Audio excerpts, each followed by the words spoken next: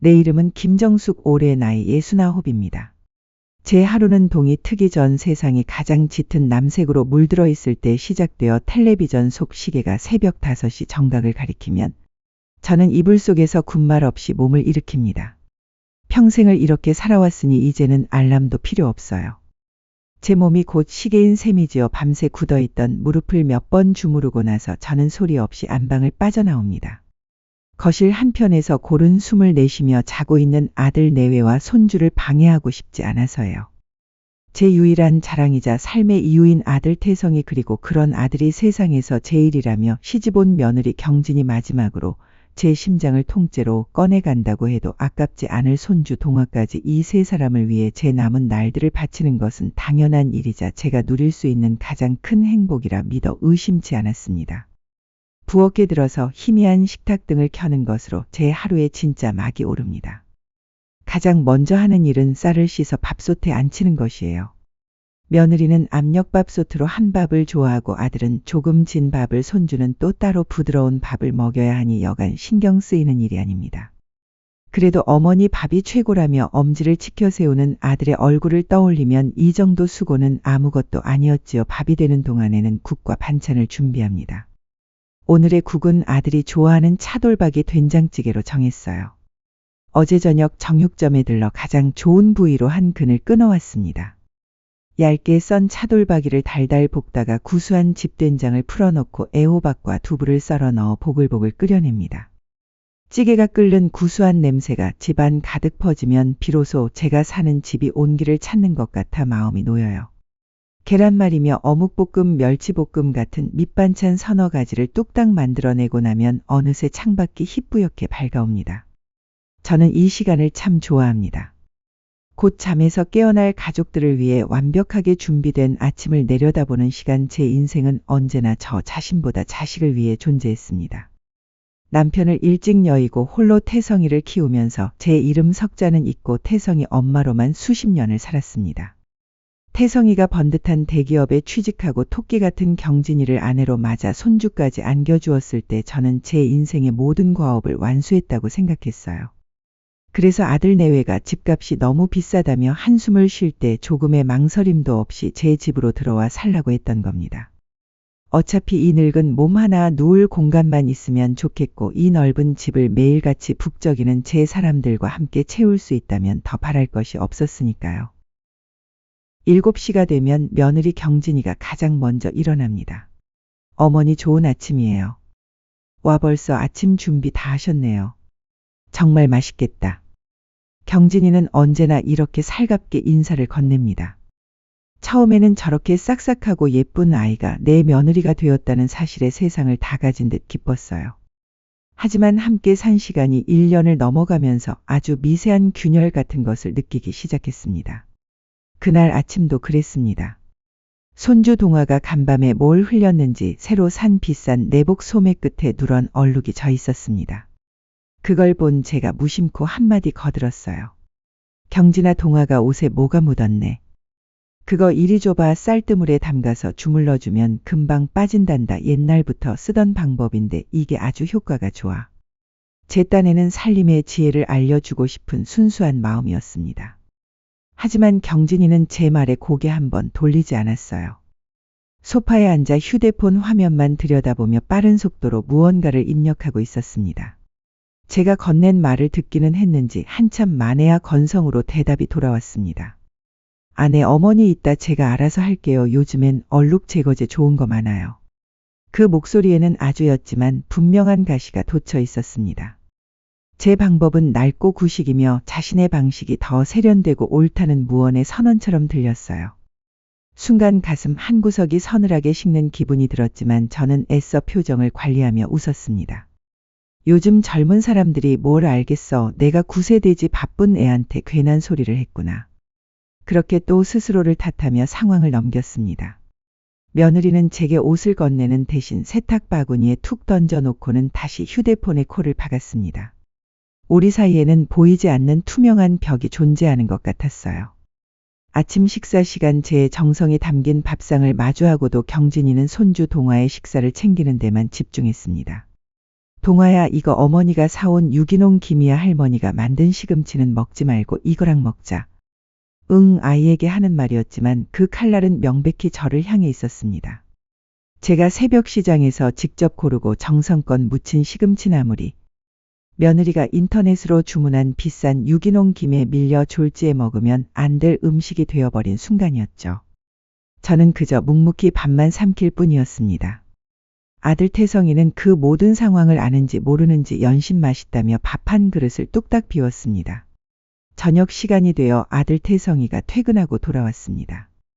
다녀왔습니다. 현관문을 열고 들어서는 아들의 모습은 제 하루의 피로를 씻어주는 유일한 약과도 같았어요. 저는 늘 현관 앞으로 달려나가 아들의 가방을 받아들고 고생했다며 등을 두드려 주었습니다.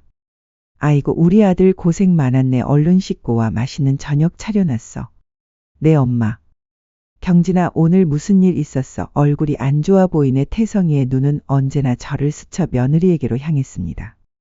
하루 종일 손주와 씨름하고 삼시세끼 밥상에 청소 빨래까지 하느라 파김치가 된 제 얼굴은 보이지 않는 모양이었어요. 소파에 기대 앉아있던 경진이가 아들의 말에 기다렸다는 듯 한숨을 쉬며 말했습니다.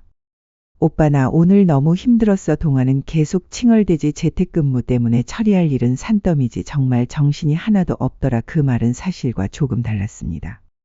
동아는 낮잠도 잘 자고 거의 보채지도 않았으며 며느리는 업무를 보기보다 휴대폰으로 친구와 수다를 떨거나 쇼핑을 하는데 더 많은 시간을 보냈으니까요.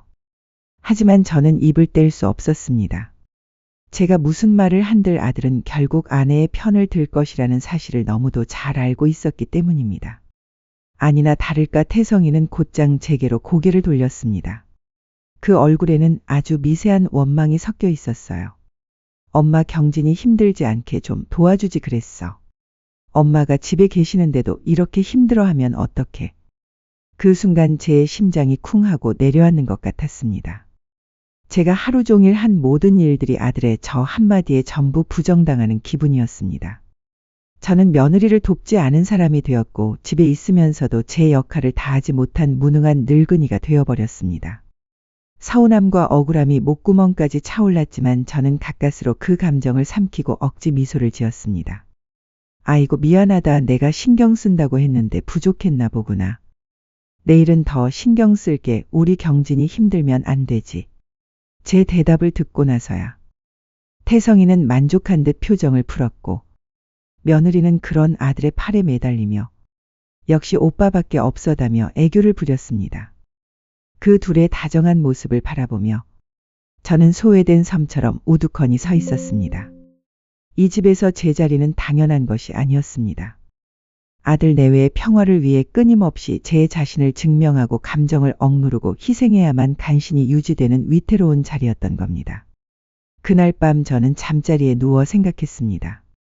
그래도 괜찮다. 태성이가 행복하면 그걸로 되었다.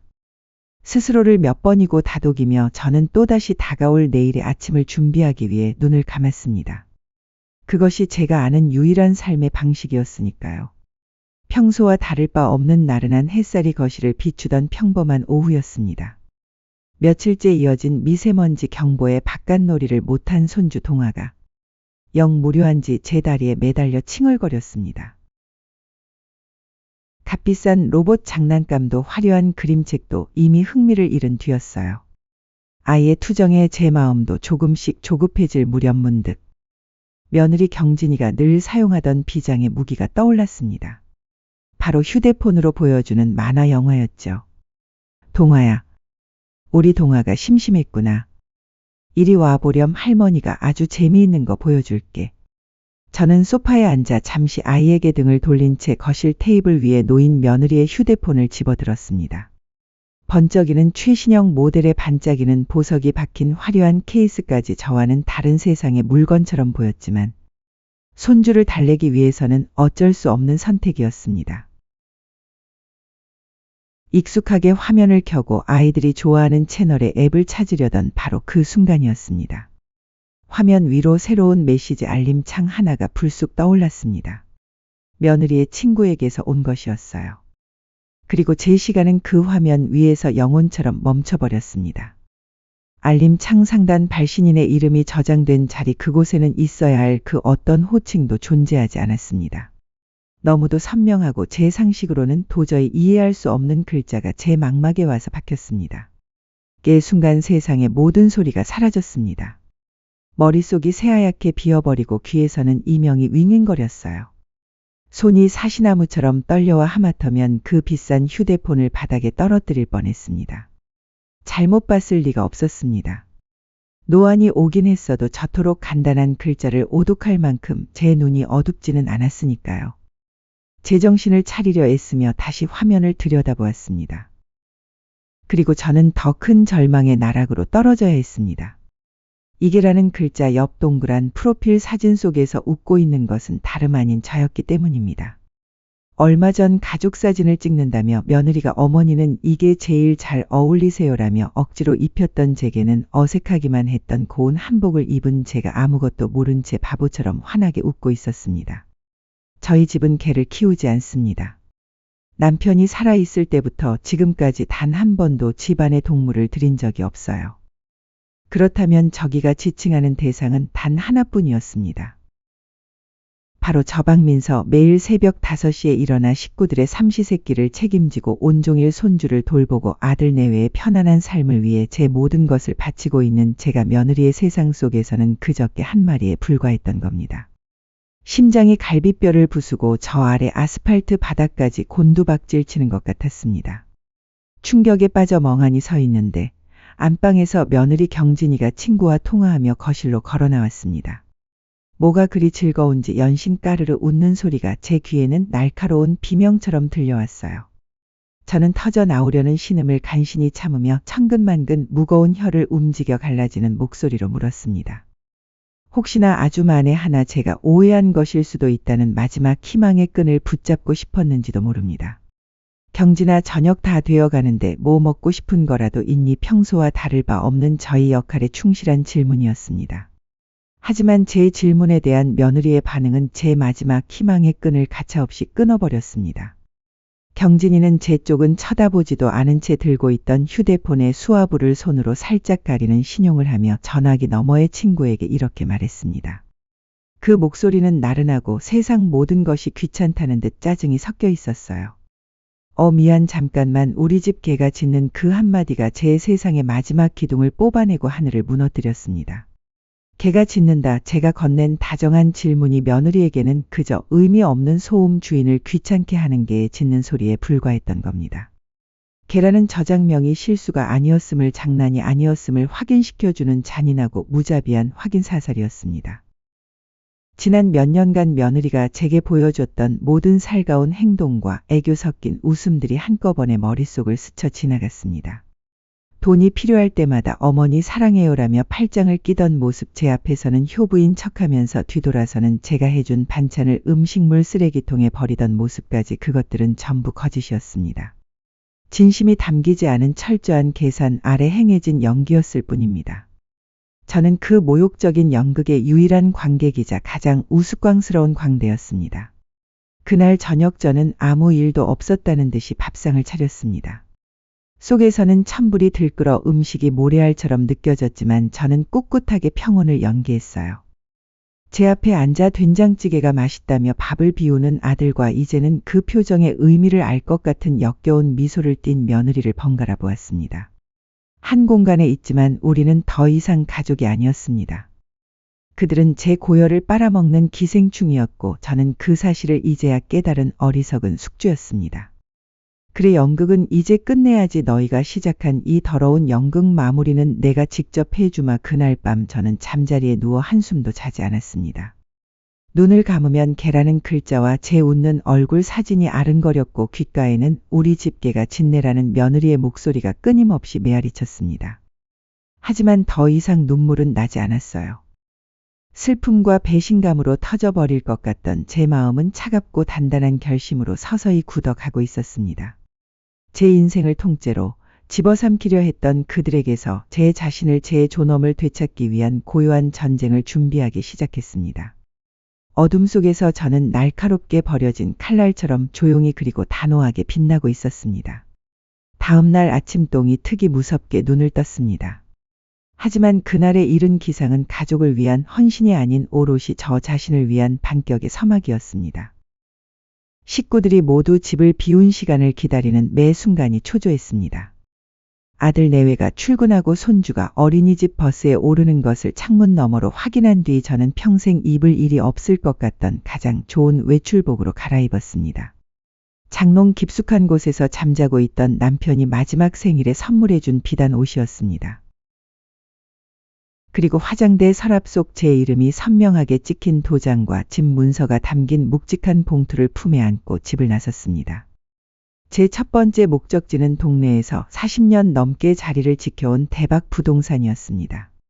번쩍이는 신식 중개사무소의 젊은이들보다 제 사정을 속속들이 아는 늙은 사장님이 더 믿음직스러웠기 때문입니다. 제가 문을 열고 들어서자 돋보기 안경 너머로 저를 알아본 사장님이 화들짝 놀라며 일어섰습니다. 아이고 박 여사님 이게 얼마만입니까? 귀한 걸음을 다 하셨네요. 그런데 옷차림이 꼭 어디 중대한 자리 가시는 것 같습니다. 저는 사장님의 인사에 가볍게 고개를 끄덕여 보인 뒤 그의 맞은편 의자에 깊숙이 앉았습니다. 그리고 조금의 망설임도 없이 품 안에서 집 문서 봉투를 꺼내 묵직한 소리를 내며 테이블 위에 올려놓았습니다. 사장님, 저 오늘 중대한 결심을 하고 왔습니다. 제 목소리는 낮고 차분했지만 그 안에는 강철 같은 의지가 담겨 있었습니다. 이 집을 팔아야겠습니다. 조건은 두 가지입니다. 시장에 나올 수 있는 최고가여야 하고 가장 빠른 시일 내에 처리되어야 합니다. 수수료는 걱정 마시고 두둑이 챙겨드리겠습니다. 제 말에 부동산 사장님의 입이 떡 벌어졌습니다. 남편과 사별하고 홀로 아들을 키우며 이 집을 지켜온 제 사정을 누구보다 잘 아는 사람이었으니까요. 아니 박 여사님 갑자기 집은 왜 파십니까? 혹시 아드님 사업에 무슨 문제라도 생겼어요? 아니면 어디 편찮으신 겁니까? 라며 걱정스럽게 물어왔지만 저는 단호하게 고개를 저었습니다. 아무것도 묻지 마시고 제가 부탁드린 대로만 처리해 주십시오. 이제는 저도 제 인생을 좀 살아봐야겠습니다. 제 인생을 살아봐야겠다는 마지막 말에 사장님은 더 이상 묻지 않고 무겁게 고개를 끄덕였습니다.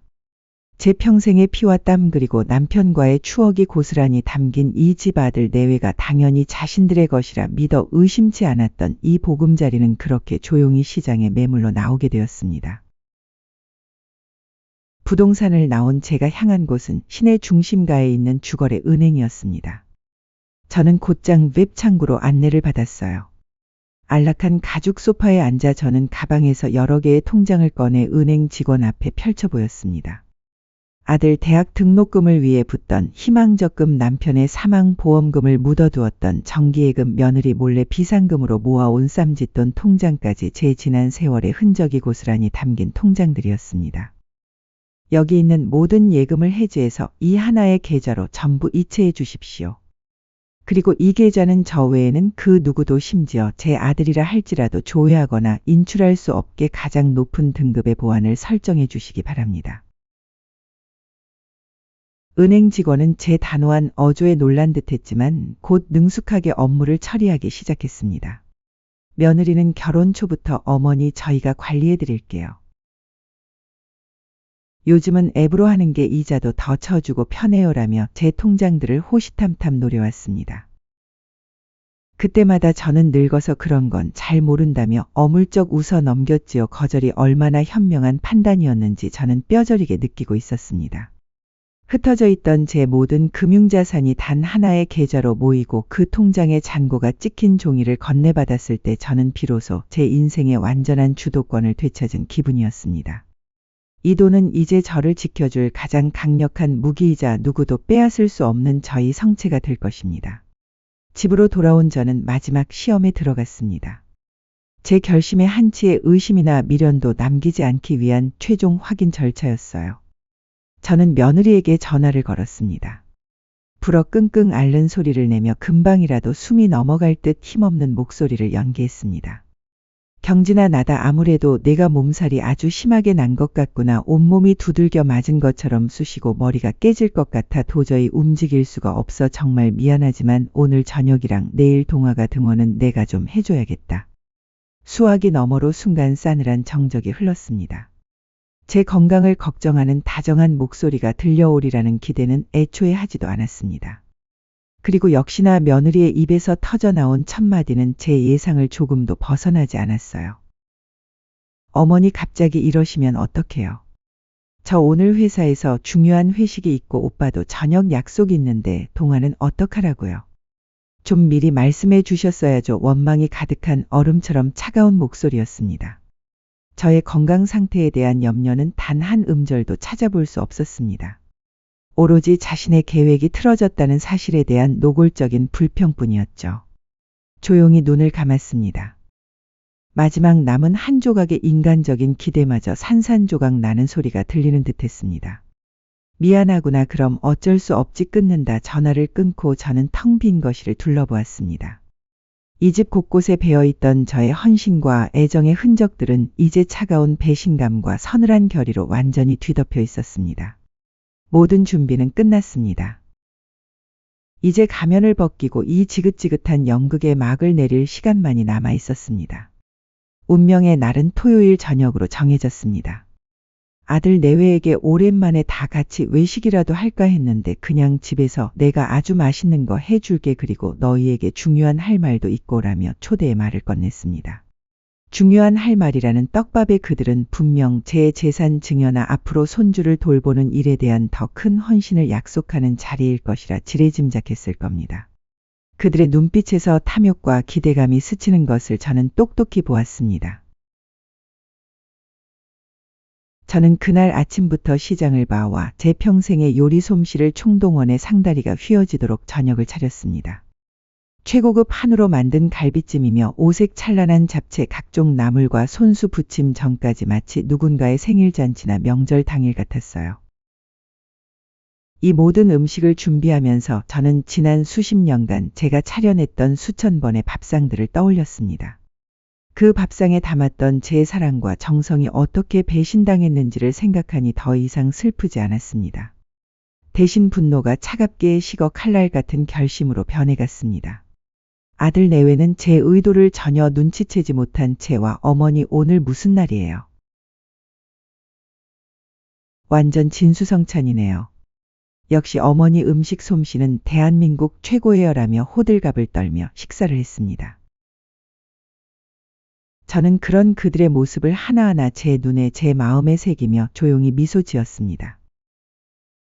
네, 이것은 그들과 함께하는 제가 베푸는 최후의 만찬이었습니다. 실컷 먹어 두어라. 이게가 차려주는 마지막 밥상이니 식사가 끝나고 향긋한 차와 과일을 내어놓았을 때 드디어 제가 입을 열었습니다. 시끌벅적하던 식탁의 순간 정적이 흘렀고 아들과 며느리는 드디어 올 것이 왔다는 듯 기대감 어린 눈으로 저를 바라보았습니다. 오늘 이렇게 다 모이라고 한 건 다른 게 아니다. 저는 찻잔을 내려놓고 정면으로 며느리 경진이를 똑바로 쳐다보았습니다. 제 서늘하고 고든 시선을 마주한 경진이의 눈이 미세하게 흔들리는 것을 놓치지 않았어요. 경진아, 며칠 전에 내가 내 휴대폰을 우연히 봤다.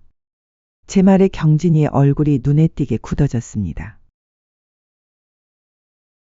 아들 태성이는 무슨 영문인지 몰라 엄마 갑자기 그게 무슨 일하며 저와 경진이를 번갈아 쳐다볼 뿐이었죠. 저는 잠시 말을 멈추고 그 숨 막히는 정적을 즐겼습니다. 그리고 가장 차분하고 냉정한 하지만 모든 사람의 심장을 꿰뚫을 만큼 날카로운 목소리로 다음 말을 이었습니다. 내 이름이 개라고 저장되어 있더구나. 쨍그랑 날카로운 소리가 거실을 울렸습니다. 며느리가 들고 있던 과일 포크를 사기 접시 위로 떨어뜨린 소리였어요. 경진이의 얼굴은 순식간에 새하얗게 질려 핏기 하나 없었고 아들 태성이의 얼굴은 당혹감과 불신 가리고 이해할 수 없다는 표정으로 흉하게 일그러졌습니다. 엄마, 그게 무슨 말이야?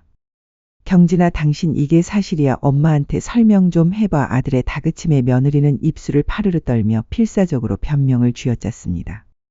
목소리는 심하게 떨리고 있었어요. 어머니, 그건 절대 그런 뜻이 아니고요. 그냥 친구들끼리 장난으로 애칭처럼 아시잖아요. 요즘 젊은 사람들 정말이에요. 어머니 오해세요. 그때였습니다. 저는 기다렸다는 듯이 며느리의 구차한 변명을 산산조각 낼 마지막 카드를 꺼내 들었습니다. 저는 피식하고 경멸이 가득 담긴 웃음까지 터뜨렸습니다. 웃음소리에 며느리의 얼굴은 더욱 공포에 질려갔어요. 장난이라고 애칭이라고 저는 찻잔을 들어 한 모금 마신 뒤 찻잔을 내려놓으며 나지막이 말했습니다. 그럼 내가 밥 먹으라고 불렀을 때 내 친구에게 개가 짖는다고 말한 것도 그저 장난이었겠구나. 그 한마디에 모든 상황은 종료되었습니다. 며느리는 더 이상 아무런 변명도 하지 못하고 잿빛이 된 얼굴로 고개를 푹 숙였습니다. 모든 진실을 알아버린 아들은 배신감에 찬 눈으로 아내를 그리고 어쩔 줄 모르겠다는 참담한 눈으로 저를 바라보았습니다. 저는 그 순간 자리에서 천천히 일어났습니다. 그리고 제 인생을 건 가장 장엄하고 비장한 마지막 선언을 시작했습니다. 나는 너를 아들로 키우고 너를 며느리로 맞아 내 모든 것을 내주었다. 내 남은 인생은 너희의 행복을 위해 존재한다고 믿었다. 하지만 너희는 그 고귀한 시간 동안 나를 개로 취급하며 뒤에서 비웃고 모욕했구나. 제 목소리는 떨리지 않았습니다. 오히려 얼음장처럼 차갑고 단단했으며 한 음절 한 음절이 비수처럼 날아가 그들의 심장에 박혔습니다. 나는 오늘부로 너희의 어미도 동화의 할미도 아니다. 너희가 시작한 이 더럽고 역겨운 연극의 주인공 노릇은 이제 사양하겠다. 너희는 오늘 너희의 가장 든든한 울타리와 뿌리를 동시에 잃는 것이다. 저는 제 방으로 들어가 미리 쌓아두었던 작은 가방 하나를 들고 나왔습니다. 아들과 며느리는 망부석처럼 굳어 저를 바라볼 뿐 아무도 감히 저를 막지 못했습니다. 그리고 이 집은 이미 팔렸다. 며칠 내로 새로운 주인이 들어올 테니 너희도 이제 너희가 살 길을 알아서 찾아봐라. 내가 주는 마지막 선물이다. 마지막 말을 남기고 저는 현관문을 향해 걸어갔습니다. 뒤에서 아들이 뒤늦게 정신을 차리고 엄마 잘못했어요. 제발 하고 절박하게 부르는 소리가 들려왔지만 저는 단 한 번도 뒤돌아보지 않았습니다. 문을 열고 밖으로 나와 제 손으로 직접 문을 닫았습니다. 찰컥하고 둔탁하게 잠기는 문소리와 함께 제 지긋지긋했던 과거와의 인연도 그렇게 완벽하고 영원하게 끊어졌습니다. 그 지옥 같던 집에서 나온 저는 아파트 단지 입구에서 저를 기다리고 있던 친구의 차에 말없이 올라탔습니다. 제 흉한 꼴을 보이고 싶지 않아 미리 연락해둔 제 사정을 모두 듣고 유일하게 제 편이 되어준 오랜 중마고우였어요. 친구는 아무것도 묻지 않고 그저 제 어깨를 두어 번 묵묵히 토닥여준 뒤 고속도로를 향해 차를 몰았습니다. 빠르게 스쳐 지나가는 차창 밖 풍경을 보며 저는 제가 평생을 살았던 동네가 한순간에 낯설게 느껴지는 기묘한 감각에 휩싸였습니다. 백미러를 통해 점점 작아지는 아파트의 모습을 보았지만 이상하게도 눈물은 단 한 방울도 나지 않았습니다. 시원섭섭함보다는 수십 년간 저를 짓누르던 무거운 갑옷을 벗어 던진 듯한 해방감이 훨씬 더 컸어요. 다음 날 아침 약속대로 부동산 사장님에게서 전화가 걸려왔습니다. 제가 내놓은 집을 사겠다는 사람이 나타났는데 자금 사정이 넉넉한 사업가라 제가 제시한 가격을 모두 수용하고 계약을 서두르고 싶다는 꿈 같은 내용이었습니다. 하늘이 제 새로운 출발을 돕는 것만 같았어요. 저는 그 길로 다시 서울로 올라가 조금의 망설임도 없이 일사천리로 매매 계약서에 도장을 찍었습니다. 제 평생이 담긴 집의 소유권이 타인에게 넘어가는 순간 저는 제 손으로 직접 과거의 족쇄를 끊어냈다는 사실에 깊은 만족감을 느꼈습니다. 계약금을 제 통장으로 모두 송금받은 뒤 저는 곧장 이삿짐 센터에 연락해 남은 짐을 모두 처분해달라고 요청했습니다. 아들의 낡은 앨범빛 바랜 가족사진 그들이 쓰던 값비싼 가구들까지 제 기억 속에서 지워버리고 싶은 모든 것들을요. 단 하나 제 방에 있던 작은 자개장과 제 손때 묻은 옷 몇 가지만은 따로 챙겨 제가 있는 곳으로 붙여달라고 부탁했습니다. 그 자개장은 시집 올 때 친정어머니가 해주신 제 인생의 유일한 재산 목록 1호였으니까요. 그 무렵 아들과 며느리는 그야말로 패닉 상태에 빠져 있었습니다. 친구를 통해 전해 듣기로 그들은 제가 잠시 화가 나 집을 나갔을 뿐 며칠만 지나면 손주가 보고 싶어서라도 돌아올 것이라고 안일하게 믿었다고 해요. 하지만 며칠이 지나도 제가 모든 연락을 차단한 채 나타나지 않고 급기야 법원에서 보낸 등기와 함께 부동산에서 집이 팔렸으니 이사 준비를 하라는 공식적인 통보를 받고 나서야 사태의 심각성을 깨달았다고 합니다. 그들은 제게 수백 통의 전화와 용서를 구하는 장문의 문자를 보냈지만 저는 이미 그들의 번호를 모두 차단한 뒤였습니다. 그들의 절규는 더 이상 제게 닿을 수 없었습니다. 이사를 마무리하던 날 저는 마지막으로 그 집에 들렀습니다. 제 자개장을 챙기기 위해서였어요. 집안은 그야말로 폭풍이 휩쓸고 간 듯했습니다. 그들이 급하게 짐을 싸서 나간 듯 여기저기 옷가지와 잡동사니들이 널려 있었어요. 식탁 위에는 제가 마지막으로 차렸던 저녁 식사의 그릇들이 곰팡이가 선 채 그대로 놓여 있었습니다. 그 처참한 광경을 보니 그들이 얼마나 경황이 없었는지 그리고 얼마나 저희 노동을 당연하게 여겨왔는지 다시금 깨닫게 되어 헛웃음이 나왔습니다. 저는 그 어떤 감정도 느끼지 않으려 했으며 제 집만 챙겨 조용히 그리고 영원히 그 집을 떠났습니다. 제가 선택한 새로운 보금자리는 아무도 저를 알지 못하고 찾을 수도 없는 동해의 한적한 소도시였습니다.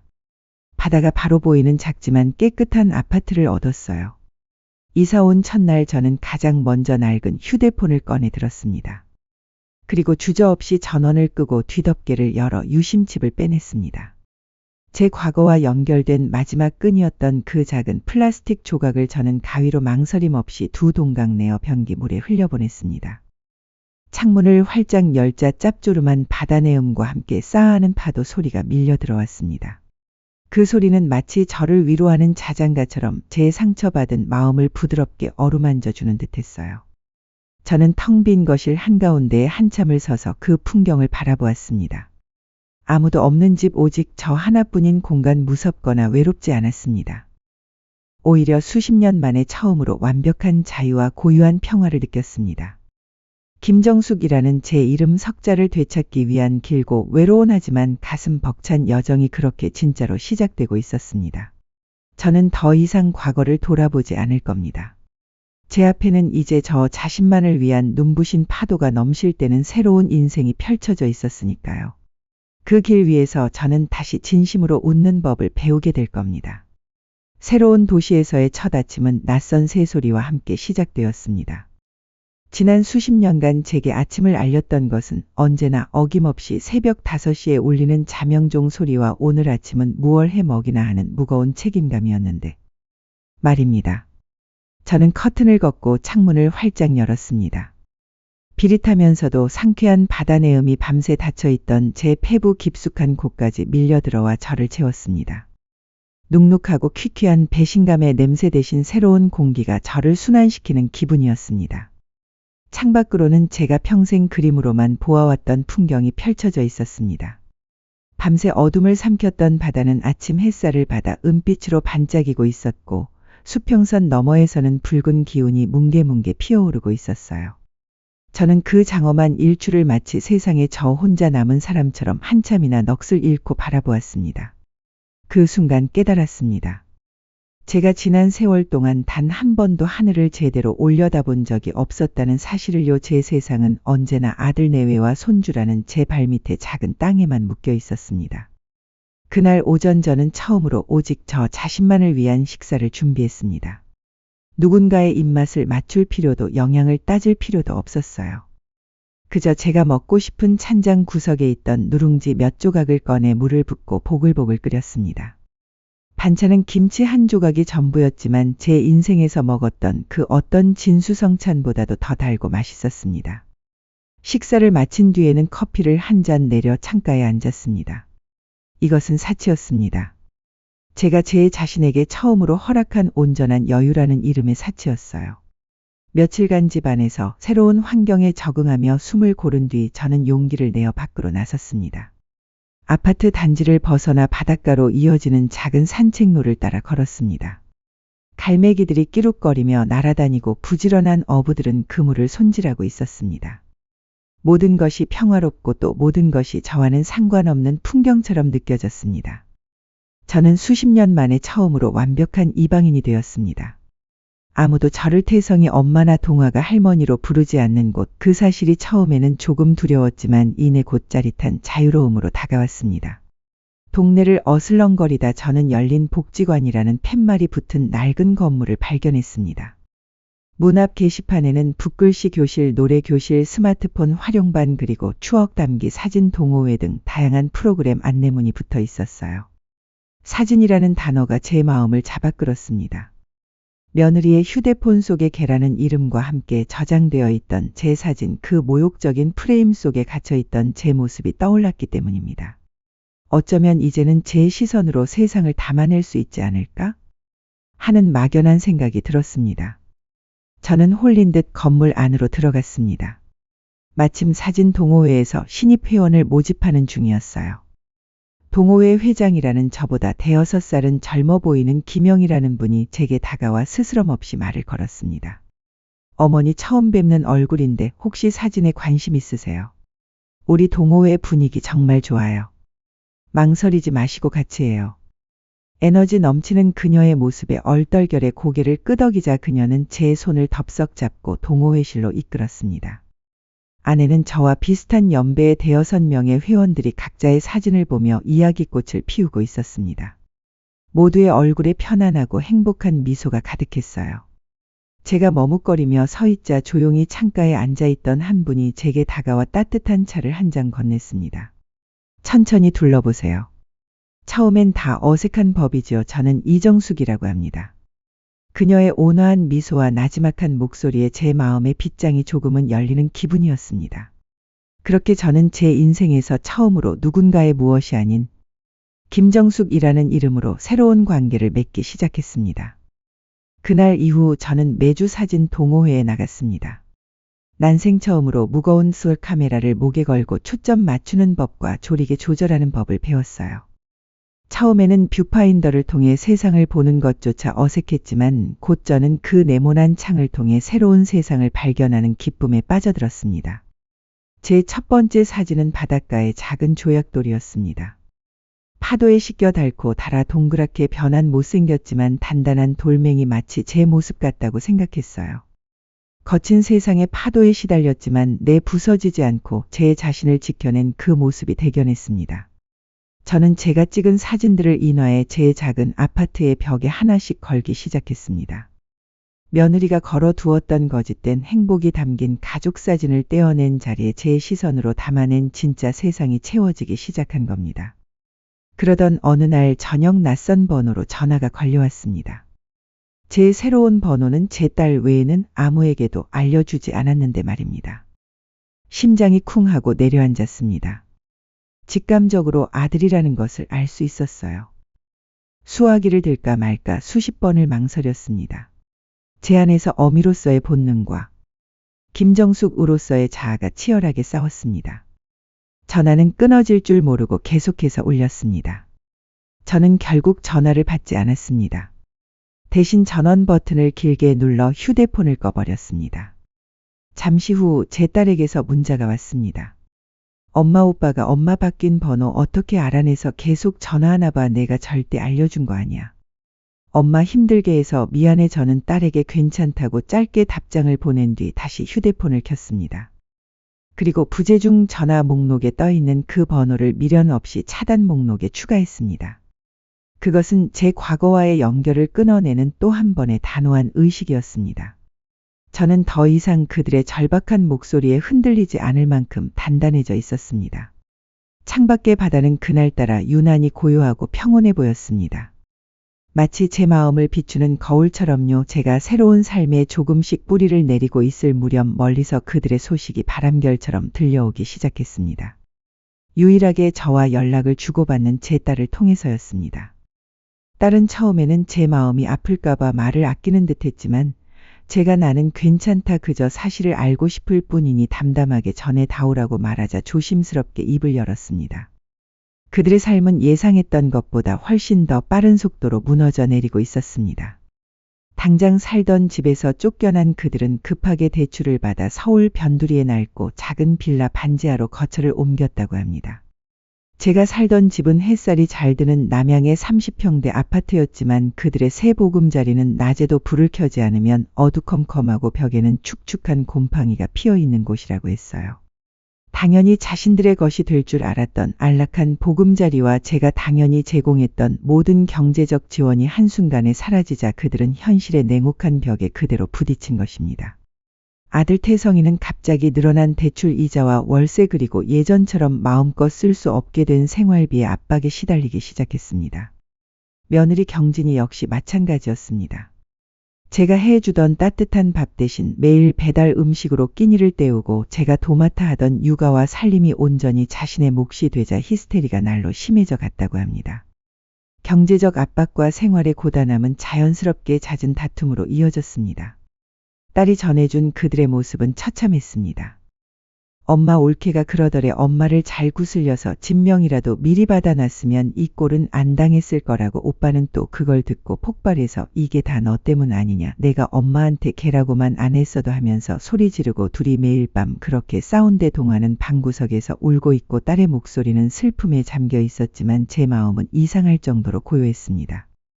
그들의 비참한 현실이 제게는 더 이상 아픔이나 상처가 아닌 그저 인과응보라는 이름의 당연한 결과처럼 느껴졌기 때문입니다.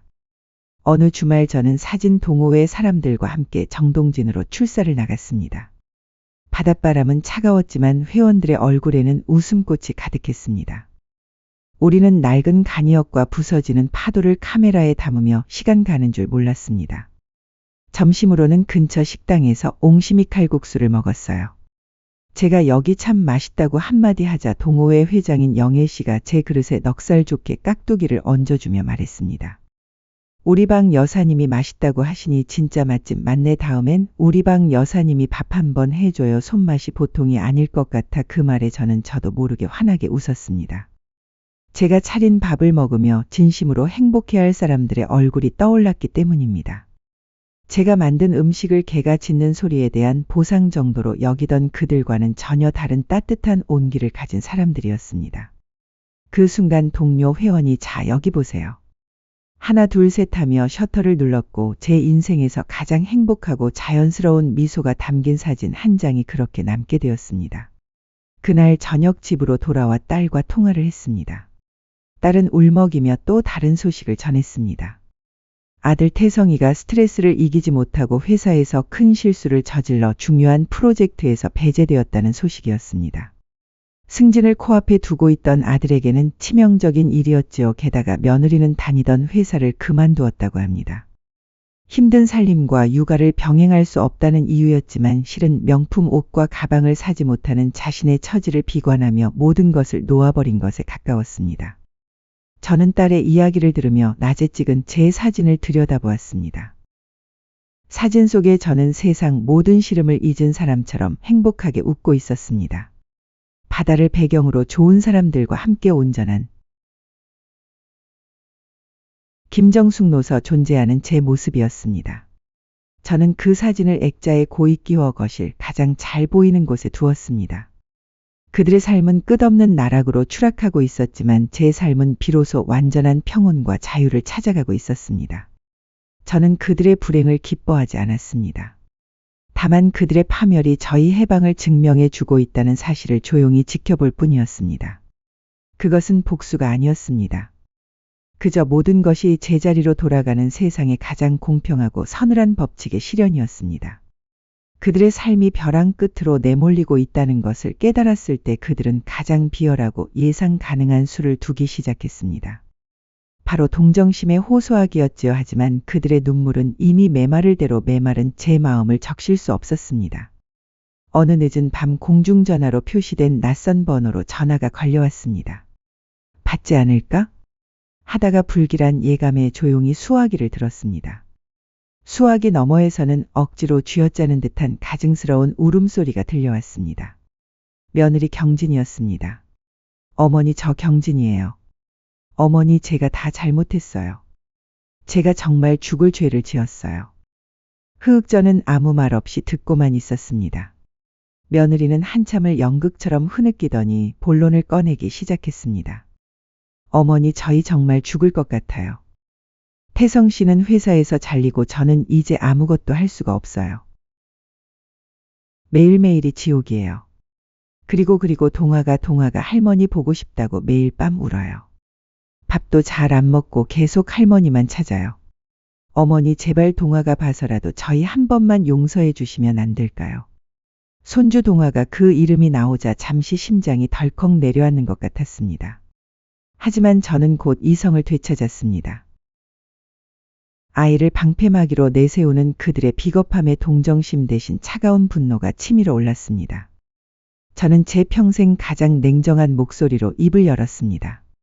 경진아, 제 차분한 목소리에 며느리의 울음소리가 순간 멈았습니다. 내 눈물에서는 반성의 기미가 단 한 방울도 느껴지지 않는구나. 내가 지금 우는 이유는 내가 나에게 저지른 짓을 후회하기 때문이 아니다. 그 짓 때문에 내가 지금 겪고 있는 이 고통이 원망스러워서겠지. 그리고 다시는 내 손주를 내 구차한 변명의 방패로 삼지 마라. 아이가 할머니를 찾는 것은 당연한 일이다. 하지만 그 순수한 마음을 이용해서 이 상황을 모면하려는 내 속셈이 너무도 뻔하고 역겨워서 견딜 수가 없구나. 너는 내 아들 앞에서 내 어미를 깨라고 불렀다. 그런 너에게 내 손주의 이름을 입에 올릴 자격조차 없다. 제 말이 끝나자 수화기 너머에서는 아무 소리도 들리지 않았습니다. 저는 더 이상 대꾸할 가치를 느끼지 못하고 먼저 전화를 끊어버렸습니다. 악어의 눈물은 결코 소금기 가득한 동의 바다를 채울 수 없는 법입니다. 며느리의 작전이 실패로 돌아가자 이번에는 아들이 나섰습니다. 아들은 제 형제들, 그러니까 자신의 이모와 외삼촌에게 연락해 눈물로 호소하며 저를 설득해 달라고 부탁한 모양이었습니다. 며칠 뒤 제 여동생에게서 전화가 왔습니다. 언니 잘 지내? 다름이 아니라 태성이가 전화했었어. 아주 죽는 소리를 하더라. 언니 없으면 자기들 다 죽는다고. 한 번만 용서해주면 안 될까? 그래도 하나뿐인 아들이고 동화도 눈에 밟히잖아. 저는 동생의 말을 묵묵히 다 들은 뒤 차분하게 입을 열었습니다. 그리고 제가 겪었던 모든 일을 단 하나도 빠짐없이 모두 털어놓았습니다.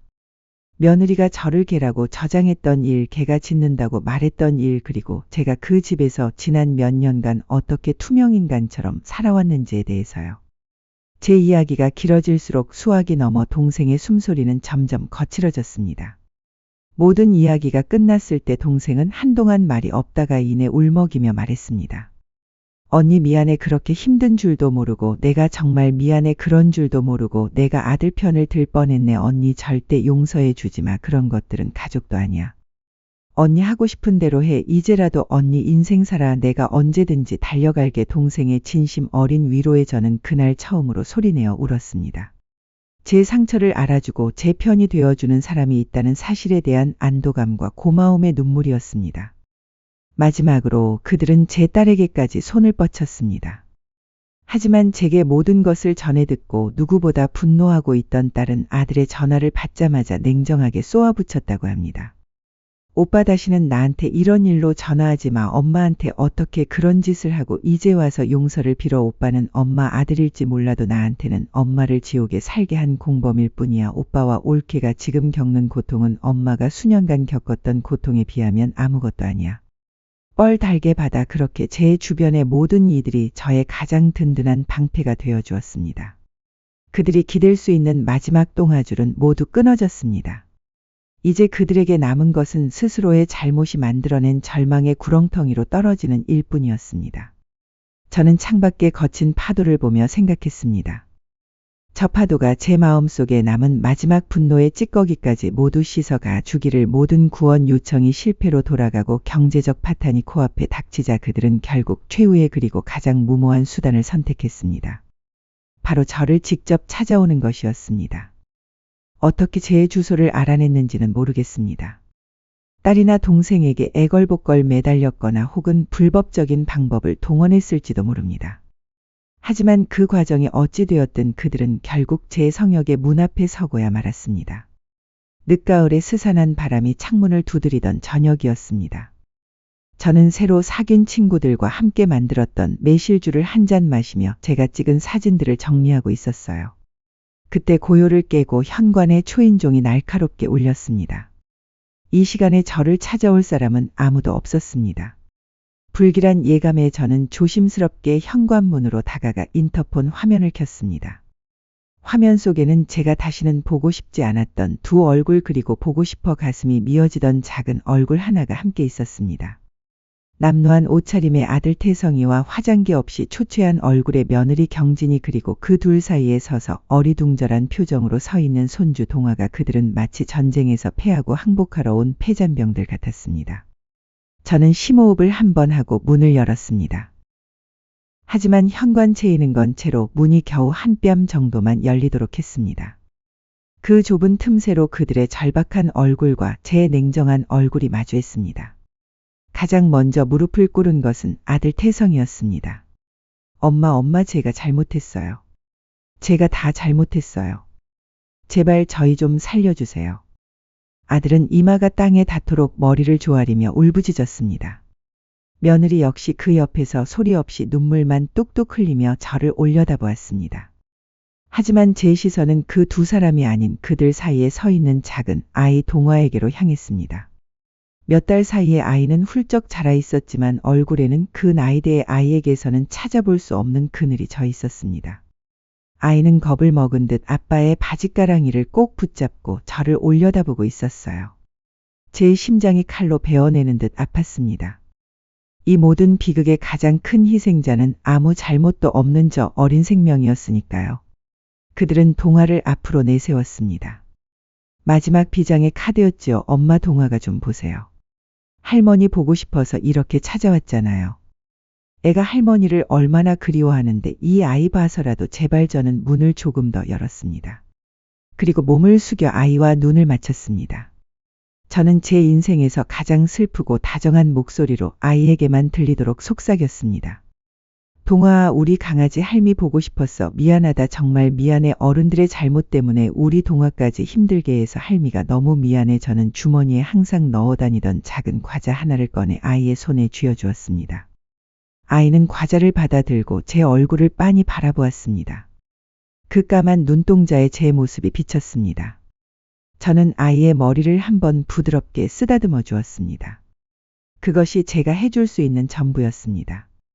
그리고 저는 천천히 몸을 일으켜 희망 섞인 눈으로 저를 보는 아들과 며느리를 향해 섰습니다. 제 얼굴에서는 모든 감정이 사라져 있었습니다. 더 이상 분노도 슬픔도 연민도 없었습니다. 오직 차갑고 단단한 돌처럼 굳어버린 결심만이 남아 있었어요. 너희의 쇼는 잘 보았다. 하지만 나는 더 이상 너희의 관객이 되어줄 생각이 없다. 제 목소리는 마른 나뭇가지처럼 건조했습니다. 내가 분명히 말했을 텐데 나는 더 이상 너희의 어미도 시어미도 아니라고. 그리고 너희가 버린 개는 주인을 다시 찾아가지 않는 법이다.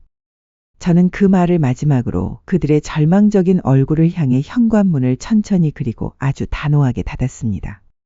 문을 닫기 직전 제 눈에 비친 것은 경악과 절망으로 일그러지는 아들의 얼굴이었습니다. 찰컥 현관 체인이 잠기는 소리가 그 어느 때보다도 크고 명확하게 울려 퍼졌습니다. 문 밖에서 아들이 문을 두드리며 엄마 제발 하고 외치는 소리가 들려왔지만 저는 더 이상 귀 기울이지 않았습니다. 저는 굳건히 닫힌 문의 등을 기댄 채 한참을 서 있었습니다. 눈물은 나지 않았습니다. 대신 제 평생을 짓누르던 거대한 바위 덩어리가 마침내 제 등에서 떨어져 나가 산산조각 나는 듯한 기묘한 해방감을 느꼈습니다. 모든 것이 정말로 모든 것이 끝난 순간이었습니다. 그들이 문 앞에서 사라지고 며칠 뒤 저는 제 인생의 마지막 과업을 수행하기 위해 법률사무소를 찾았습니다. 젊고 총명해 보이는 변호사 앞에서 저는 제 마지막 유언과도 같은 계획을 설명했습니다. 그것은 복수도 용서도 아닌 제가 남길 수 있는 유일하고 진정한 유산에 관한 것이었습니다. 제 전 재산의 절반을 제 손주 김동화의 이름으로 신탁하고 싶습니다. 제 말에 변호사는 잠시 놀란 듯했지만 곧 제 뜻을 이해하고 고개를 끄덕였습니다. 저는 신탁의 조건을 명확하고 단호하게 제시했습니다.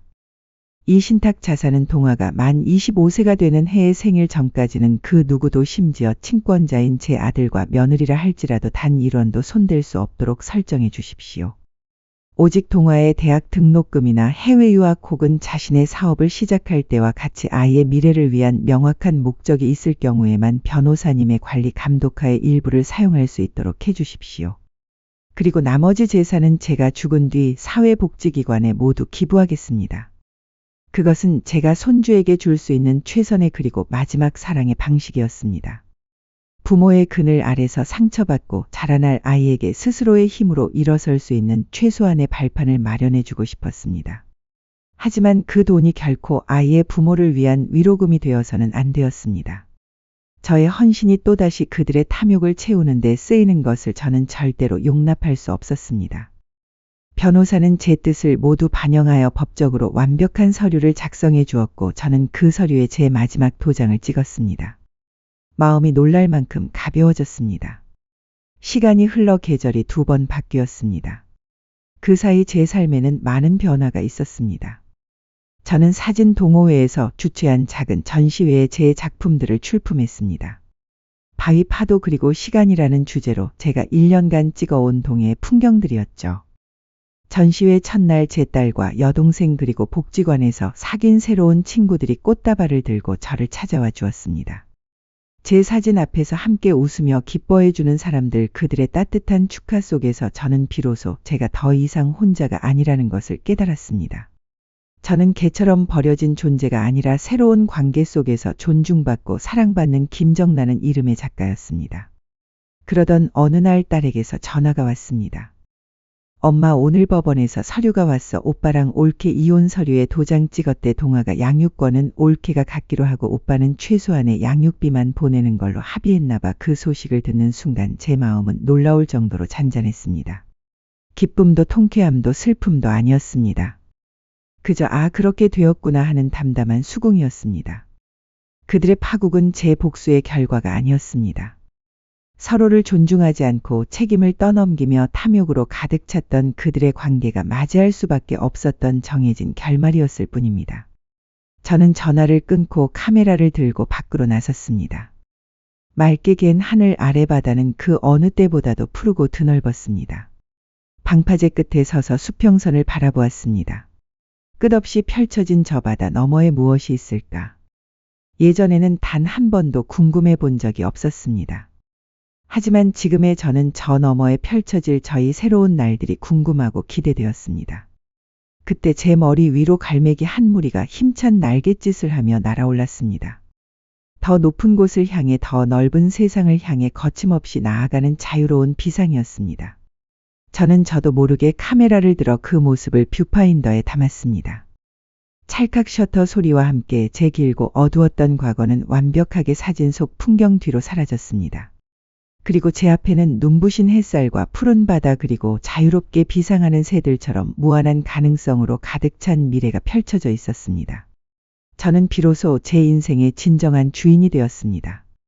그리고 그 사실만으로도 저희 남은 날들은 충분히 행복할 것임을 예감할 수 있었습니다. 그 후로 5번의 가을이 지났습니다. 제 삶의 터전이 된 이 작은 바닷가 마을의 시간은 서울의 그것과는 전혀 다른 밀도로 흘러갔습니다. 저를 옥죄던 과거의 시간은 초침 소리 하나하나가 신경을 긁는 고문과도 같았지만 이곳에서의 시간은 밀물과 썰물처럼 자연스럽고 너그러웠습니다. 제 얼굴의 주름은 5줄 더 늘었을지 몰라도 제 마음의 주름은 지난 5해 동안 오히려 팽팽하게 펴진 듯합니다. 이제 저는 더 이상 복지관 사진 동호회 신입회원 김정가 아닙니다. 동네 사람들은 저를 박 작가님이라고 부르곤 해요. 몇 해의 전시에서 주최한 작은 사진 공모전에서 어머니의 바다라는 제목으로 낸 제 사진이 대상을 받은 덕분입니다. 늙은 할머니의 소일거리라고 생각했던 사진이 제게 작가라는 새로운 이름을 선물해 준 것이죠. 지금은 제가 처음 사진을 배웠던 그 복지관에서 이제 막 카메라를 잡는 어르신들에게 뷰파인더 보는 법을 알려주는 작은 재능 기부를 하고 있습니다. 누군가에게 무언가를 가르쳐주는 일이 이토록 즐겁고 보람된 일인 줄 저는 70이 넘어서야 비로소 깨닫게 되었습니다. 제 작은 아파트는 이제 저의 사진들로 가득한 갤러리가 되었습니다. 새벽녘에 붉은 여명 폭풍우가 몰아치는 성난 파도 방파제에 앉아 낚싯대를 들이운 늙은 어부의 뒷모습 가리고 제 새로운 가족이 되어준 친구들의 환한 웃음까지 제 손으로 직접 담아낸 이 세상의 풍경들은 거짓된 행복으로 가득했던 그 낡은 가족 사진보다 훨씬 더 제 마음을 풍요롭게 합니다. 오늘은 오랜만에 친구인 영애 씨와 정숙 씨 그리고 서울에서 내려온 제 여동생과 함께 집에서 조촐한 파티를 열었습니다. 제가 직접 담근 포도주와 동네 텃밭에서 키운 채소로 만든 음식들을 나누어 먹으며 이야기꽃을 피웠습니다. 언니 얼굴이 정말 좋아졌어. 서울에 있을 때랑은 완전히 다른 사람 같아. 그러게 말이에요. 민서 언니 처음 복지관에 왔을 땐 세상 시름 다 짊어진 표정이었는데 지금은 완전 청춘이라니까. 영애 씨의 너스레에 모두가 함께 웃음을 터뜨렸습니다. 저는 웃음 끝에 창밖의 잔잔한 바다를 보며 나지막이 말했습니다. 사람이 자기 이름으로 불리면서 자기 시선으로 세상을 보고 좋은 사람들과 마음을 나누며 사는 게 얼마나 중요한지 나는 너무 늦게 알았지. 그래도 지금이라도 알았으니 참 다행이야. 제 말에 과묵한 정숙 씨가 제 손을 따뜻하게 잡아주며 말했습니다. 언니 늦은 게 어디 있어. 오늘이 언니 인생에서 가장 젊은 날인데 우리 이렇게 오래오래 재밌게 살자. 그 말에 우리는 또 한 번 웃으며 서로의 잔을 부딪혔습니다. 잃어버린 가족 대신 저는 제 삶의 마지막을 함께할 더없이 소중한 자매들을 얻었습니다. 그들의 소식은 이제 아주 가끔 바람결에 먼지처럼 실려올 뿐입니다. 얼마 전 제 딸이 어렵게 입을 열었습니다. 이혼 후 공사장을 전전하며 겨우 입에 풀칠만 하고 살던 아들 태성이가 얼마 전 술에 취해 딸에게 전화를 걸어왔다고 합니다. 돈을 빌려달라는 이야기가 아니었습니다. 그는 한참을 울기만 하다가 처음으로 자신의 잘못을 인정했다고 해요.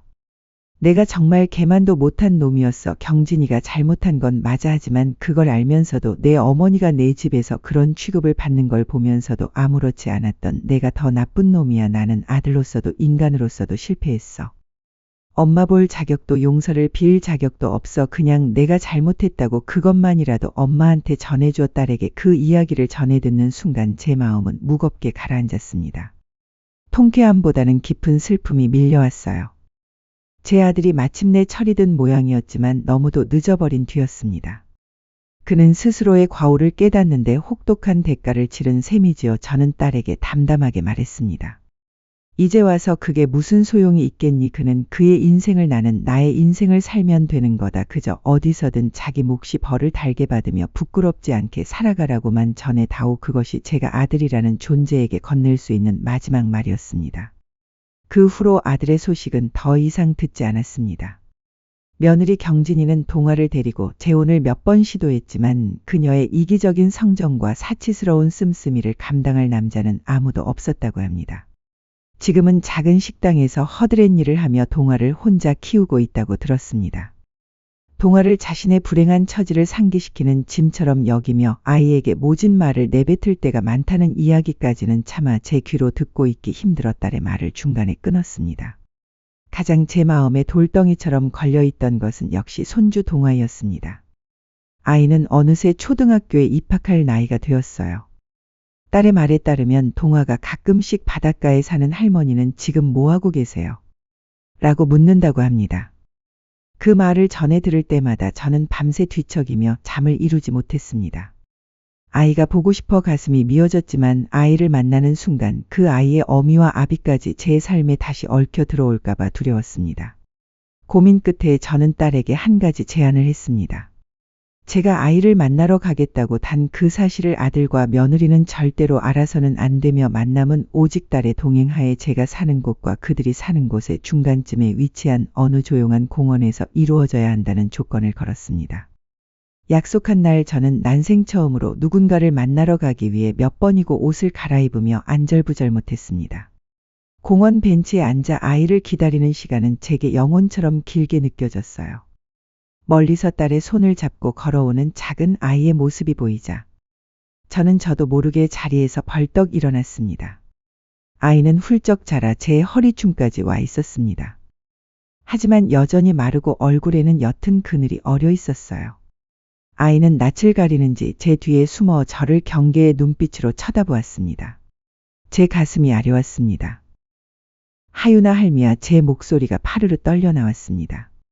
아이는 잠시 저를 빤히 쳐다보더니 이내 고개를 끄덕였습니다. 딸이 미리 제 사진을 보여준 모양이었습니다. 우리는 어색하게 벤치에 나란히 앉았습니다. 무슨 말을 해야 할지 몰라 막막했습니다. 그때 아이가 먼저 제게 작은 스케치북을 내밀었습니다. 할머니, 이거 제가 그린 거예요. 스케치북에는 삐뚤빼뚤하지만 힘있는 선으로 그려진 커다란 고래 한 마리가 있었습니다. 푸른 바다를 힘차게 헤엄치는 고래. 우와, 우리 동화가 그림 정말 잘 그리는구나. 정말 멋진 고래네. 고래는 세상에서 제일 크고 아무도 못 괴롭히잖아요. 아이의 그 한마디에 저는 울음을 터뜨릴 뻔한 것을 간신히 참았습니다. 저는 가방에서 미리 준비해 온 작은 선물을 꺼냈습니다.